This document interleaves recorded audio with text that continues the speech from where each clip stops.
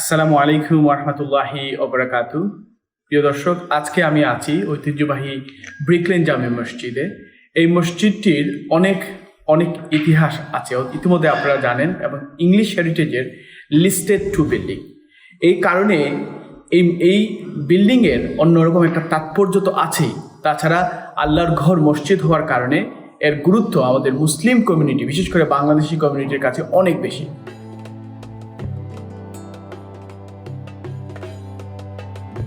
ঐতিহ্যবাহী ব্রিকলেন জামে মসজিদ।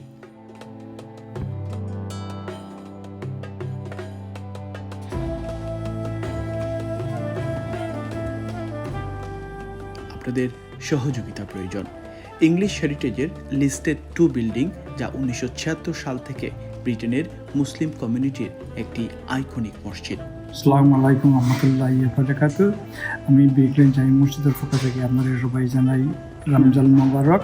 Alhamdulillah, in the month of Ramadan, once again, Brickland Jami Masjid is fundraising and appealing to the public, to the generous community, to kindly come forward and support our masjid, as you have been doing so every single Ramadan over the years.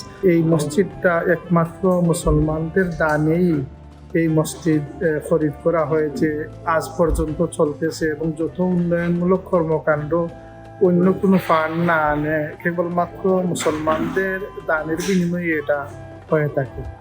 আপনার কাছে আমরা ঐতিহ্যবাহী Brick Lane জামে মসজিদ, যেটা আমরা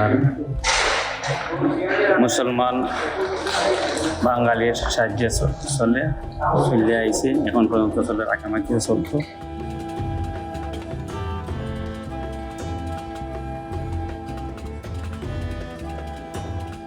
আলহামদুলিল্লাহ, বাংলাদেশি কমিউনিটির তত্ত্বাবধানেই পরিচালিত হচ্ছে এই মসজিদ। মসজিদের আয়ের অন্যতম উৎস মুসল্লিদের দান।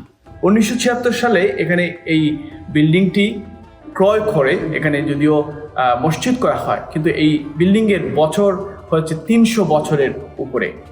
আপনারা জেনে খুশি হবেন, এই বিল্ডিংটি প্রথম দিকে এখানে একটি খ্রিস্টীয় ধর্মাবলম্বীদের চার্চ ছিল, এরপরে সিনাগোগ, এখন আল্লাহর ঘর মসজিদে রূপান্তর করা হয়েছে। এবং এখানে আমার সাথে যাদেরকে দেখছেন, এরা প্রত্যেকেই এখানকার মসজিদের খেদমত করেন, মসজিদের খেদমত করে এই পর্যন্ত আসছেন, এবং মসজিদটি মুসল্লিদের দানের বদৌলতি চলে, যেখানে গ্রাউন্ড ফ্লোর থেকে 5 তলা পর্যন্ত পুরুষ এবং মহিলার নামাজ, মাদ্রাসা, ফিউনারেল সার্ভিস, কনফারেন্স রুম রয়েছে।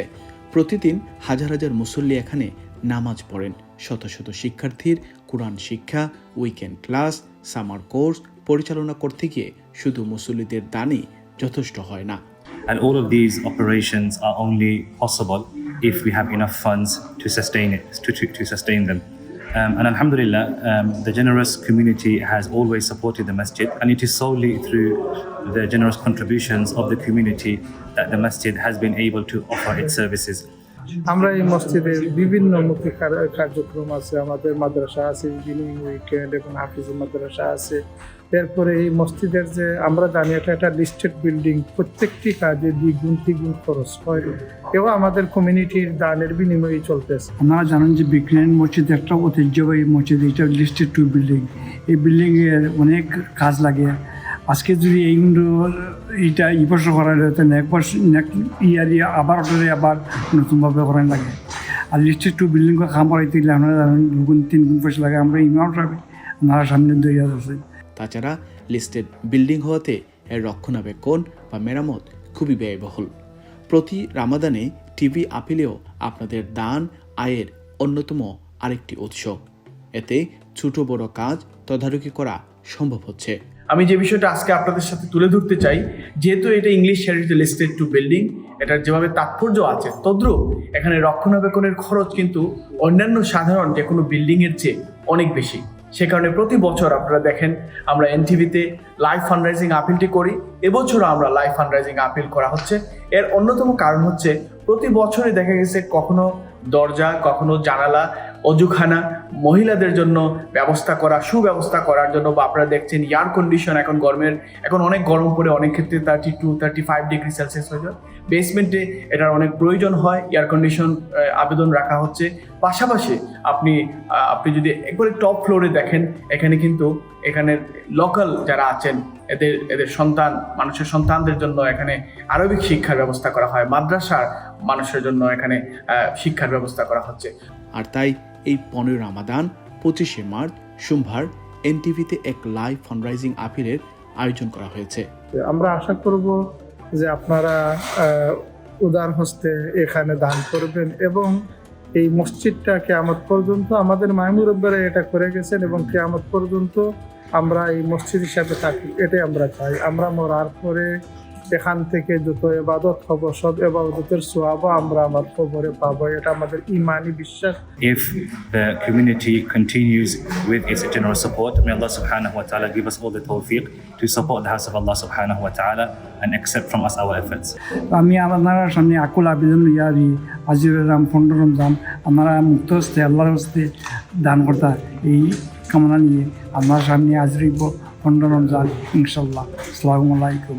আমরা আপনার সাহায্য সহযোগিতার জন্য আগামী 15ই রমজান আপনার কাছে চাইব, আপনারা দয়া করে সাহায্য সহযোগিতা করতে মসজিদটা যাতে বালাইলা চলে। আসসালামু আলাইকুম রহমতুল্লাহি ওয়া বারাকাতুহু। সকলের রমজান মুবারক। এতে প্রতিবারের মতো এবারেও মুক্ত হস্তে দান করে আল্লাহর ঘর মসজিদের সেবায় এগিয়ে আসুন। আমিন। মসজিদটি আমাদের ব্রিটেনে বাংলাদেশি কমিউনিটির একটি গর্ব, আর তাই চলুন এই মসজিদের খেদমতে আমরা এগিয়ে আসি এবং মসজিদের প্রয়োজনে আমরা সাদকায়ে জারিয়া করি, যে সাদকায়ে জারিয়াটা আমাদের মৃত্যুর পরেও আমাদের আমল নামায় সেটার সওয়াব থাকবে, এবং আল্লাহর ঘর মসজিদের কাজে আমরা এগিয়ে আসবো, এবং আল্লাহ এতে আমাদের উত্তম যা নসিব করবেন।